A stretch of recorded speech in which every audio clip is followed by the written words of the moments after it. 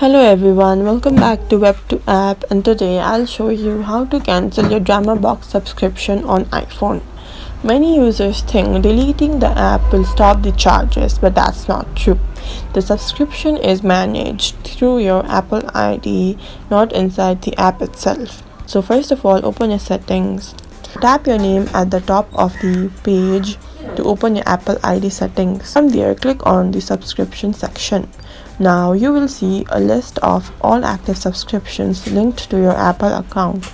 Look for DramaBox in the list and tap on it. Inside the subscription details, you will find the option to cancel. Tap Cancel Subscription and confirm your choice.